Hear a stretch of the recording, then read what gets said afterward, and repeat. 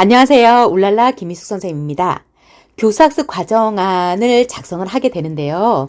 수업 설계에 있어서 가장 기본이 되는 거잖아요. 그러면 우리 수업을 할 때 이렇게 지도안을 작성을 해가지고 하는 이유가 무엇일까요? 수업 과정에서 이렇게 지도안을 짜게 되면요. 수업을 진행하는 데 있어서 매끄럽게 진행할 수 있습니다. 반별 수업에 따라서 다양한 수업 변화를 기록하고 다음 수업을 더욱 효과적으로 만들 수 있습니다. 그리고 교사 간 수업에 대한 이야기를 할 때 활용될 수 있는 것이 이 교사학습 과정안이라고 볼 수 있습니다. 교사학습 과정안에서 이 수업을 볼 수 있는데요. 수업이라는 것은 의도적이고 계획적으로 인간의 행동을 변화시키는 것입니다.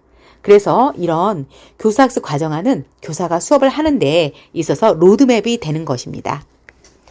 그래서 담당 교사가 없을 때 대체 교사가 이 교사학습 과정안만 보고도 수업을 할 수 있도록 아주 상세하고 명료하게 해주어야 합니다. 상세하고 명료하게 하라고 했죠. 그러면 이 하는 과정에 대해서 간단하게 설명을 해보면요. 교사학습 과정안의 흐름을 보면은 그 안에 여기 부분은요. 도입 부분을 이야기하는 거죠. 도입 부분에 있어서 교사가 수업을 할 때 혼자 하는 것이 아니죠. 학생과 함께 하기 때문에 교수는 이렇게 하고 학생은 이렇게 한다라고 해서 나누어 주면 참 좋겠습니다. 교사는 지난 시간에 무엇을 배웠는데 기억이 나나요? 오늘 할 교과서를 읽도록 하겠습니다. 해서 전시학습에 대해서 이렇게 발문을 줌으로써 전시학습을 복습하게 되고요. 또 오늘 할 거에 대해서 안내를 해주기도 합니다. 이렇게 이야기를 하면 학생들은 그에 따라 반응을 하기도 하고요. 그에 따른 책을 넘기든지 읽든지 행동을 보이기도 하겠죠. 그래서 여기는 교사가 모니터링을 잘하면서 피드백을 잘 주어야 되겠죠. 도입 단계에서 동기를 유발하기 위해서 교사는 질문을 잘해야 되죠. 이런 걸 발문이라고 합니다. 이번 시간에 우리 배우는 것이 뭘까요? 동영상 한번 시청해 보도록 하겠습니다. 해서 동기 유발을 시키는 것입니다. 그래서 학생들은 행동적으로 봤을 때 동영상을 시청하는 이런 행동을 하겠죠. 동기 유발은 꼭 반드시 학습 목표와 관련된 소재를 가지고 동기 유발을 하는데요. 그러면서 이제 학습의 목표를 끌어내는 겁니다. 여러분이 이런 영상을 봤는데요. 오늘의 목표는 무엇일까요? 해서 학생들에게 그걸 끌어내는 이런 질문을 하고요. 학생들은 거기에 대답을 하고 또 학습 목표를 또 행동으로 읽기도 합니다. 여기 내용이 도입 단계인데요. 도입은 교사학습의 흐름을 이렇게 알 수 있도록 하게 됩니다. 그러면 전개 단계에서 한번 볼게요. 전개 단계에서는요. 교사가 실제로 수업을 하는 중심이 되는 거죠.